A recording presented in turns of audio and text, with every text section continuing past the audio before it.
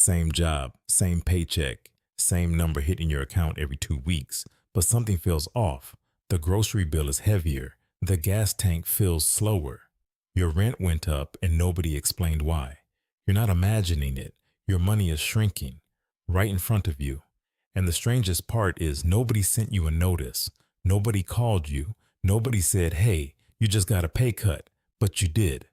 And by the end of this video, you'll know exactly how much you've lost and how to start taking it back. Inflation is a word you hear all the time. News anchors say it. Politicians argue about it, but nobody breaks it down for your actual life. So here it is in plain English. Inflation means prices go up. That's it. The same stuff you buy every week costs more than it did last year. A gallon of milk that cost $3.50 in 2020 now costs $4.30. A dozen eggs went from $1.50 to over $3.00. Gas jumped from around $2.20 a gallon to over $3.50. None of these are luxury items. This is your Tuesday, your Thursday, your regular trip to the store. Now here's the part they leave out. When prices go up but your paycheck stays the same, you got poorer. Not because you spent more recklessly, not because you made bad decisions. The dollars in your account just don't buy what they used to. That's the quiet part. Inflation doesn't take money out of your bank. It takes value out of every dollar that's still in there.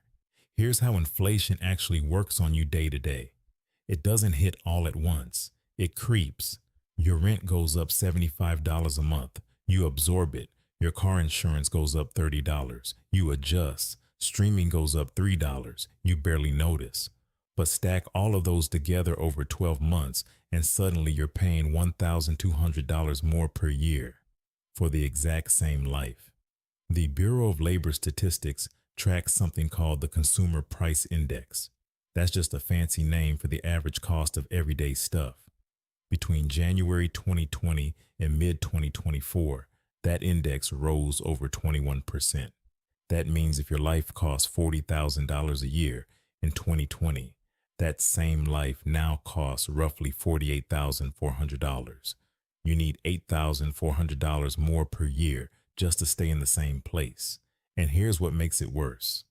Inflation compounds. It doesn't reset. When eggs went from $1.50 to $3.00 in 2022, they didn't come back down to $1.50. They settled around $2.70. So next year's 3% increase doesn't start from the old price. It starts from the new higher price. Each increase builds on the last one. It's a staircase that only goes up, and your paycheck is standing at the bottom, watching. Let's do the actual math, because this is where it gets personal. Say you earn $50,000 a year. That's roughly $4,167 a month before taxes. After federal and state taxes, Social Security, and Medicare, you take home about $3,300 a month. Now let's say in 2020, your monthly expenses look like this. Rent, $1,200. Groceries, $400. Gas, $150. Car insurance, $130. Utilities, $200. Phone, $80. Subscriptions, $50. That's $2,210 in fixed costs. You had about $1,090 left over for savings, eating out, clothes, or emergencies. Now fast forward to 2024. Same job, same salary, same $3,300 take home. But rent went up 23%. That's $1,476. Groceries up 25%, now $500. Gas up 40%. That's $210. Insurance up 20%, $156. Utilities up 15%, $230. Phone up 10%, $88. Subscriptions up 25%, roughly $63. Your new fixed costs are $2,723. You now have $577 left over. You went from $1,090 in breathing room to $577. That's a 47% cut in your disposable income. And your salary didn't drop a single penny. Here's the reveal. If you earned $50,000 in 2020 and you still earn $50,000 today, you've effectively taken a $9,000 pay cut. That's roughly $750 a month gone. Not because you did anything wrong, because prices moved and your pay didn't. According to the Economic Policy Institute, real wages for the bottom 80% of earners have barely kept pace with inflation since 2021. That means most Americans are running on a treadmill that's speeding up while they stay at the same speed. So, who benefits when your money buys less? Because somebody always benefits. Start with corporations. During 2022 and 2023, corporate profit margins hit levels not seen in over 70 years. According to the Economic Policy Institute, corporate profits drove over 53% of price increases during that period. That means more than half of the inflation you felt wasn't just supply chain issues. It was companies raising prices because they could and blaming inflation for it. Your landlord raised rent 20% and called it market rate. The grocery chain raised prices 25% and blamed the supply chain. Meanwhile, their quarterly earnings broke records. Then there's your employer. When inflation runs at 7% to 9% and your raise is 3%, you're falling behind. But your company saves money on every employee who doesn't negotiate. They're banking on you not knowing the math. And finally, lenders. When you can't make ends meet, you reach for credit cards. The average credit card interest rate right now is over 24%. That's the highest it's been in decades. So inflation squeezes your budget. You borrow to fill the gap. And now you're paying 24% interest on money that's already worth less than it was. The system works exactly as designed. It pushes costs onto you, and profits flow upward. Now, the biggest objection you'll hear is this: inflation is out of your control, so why stress about it? And that's partly true. You can't control the price of milk. You can't stop your landlord from raising rent, but you can control how you respond, and that response is worth thousands. Step 1. Know your real number. Go back 12 months and add up what you actually spent. Not what you think you spent, what you actually spent. Most people are shocked to find $200 to $400 a month in spending they don't even remember. Subscriptions on auto-renew, impulse orders, fees they never noticed. That's $2,400 to $4,800 a year hiding in plain sight. Step 2, demand a real raise. If your company gave you 3%, but inflation ran at 7%, you took a 4% pay cut. Bring the data to the conversation. Show them the consumer price index.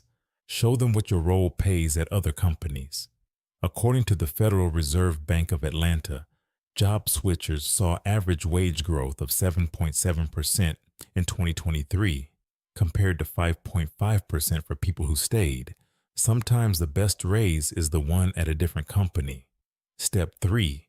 Put your savings where inflation can't eat them. A regular savings account earns 0.1% at most big banks. Inflation is running at 3% to 4%. That means your savings lose purchasing power every single day. A high-yield savings account right now pays around 4.5% to 5%. That's the difference between your money shrinking and your money keeping pace. These 3 steps won't make you rich overnight, but they stop the bleeding. And that's where everything starts. 2 people, both earning $50,000 a year, same city, same cost of living, same starting point. Person A does nothing different. They keep the same job. They accept the standard 3% raise each year. They keep their savings in a regular account, earning almost nothing. They don't track their spending. After 5 years, person A's salary has grown to about $58,000. But cumulative inflation over that period, roughly 18% to 22%, means their purchasing power is only about $47,000 in today's dollars. They went backwards. They feel broke. They blame themselves. Person B takes the 3 steps. They audit their spending and cut $300 a month in waste. That's $3,600 a year back in their pocket. They negotiate a raise or switch jobs within the first year. picking up a 10% bump to $55,000. They keep pushing for inflation-matching raises after that. They move their emergency fund to a high-yield savings account, earning 4.5%. After 5 years, Person B's salary has grown to about $67,000 through strategic moves. Their savings account has earned real interest instead of losing value. They've recovered over $18,000 in spending leaks. Total difference after 5 years. Person A has less purchasing power than they started with. Person B is roughly $30,000 ahead. Same starting paycheck, same city, same bills. The only difference is Person B understood what inflation was actually doing and made 3 simple moves to fight back. This is not your fault. Nobody sat you down and explained that your paycheck was shrinking every year. Nobody taught you that a 3% raise during 7% inflation is a pay cut. The system wasn't built to tell you these things. It was built to profit from you not knowing. But now you know. And knowing changes everything. You're not someone who lets inflation eat your future anymore. You're someone who sees the game and plays it differently. Share this with someone who needs to hear it. Subscribe so you never miss another lesson the system forgot to teach you.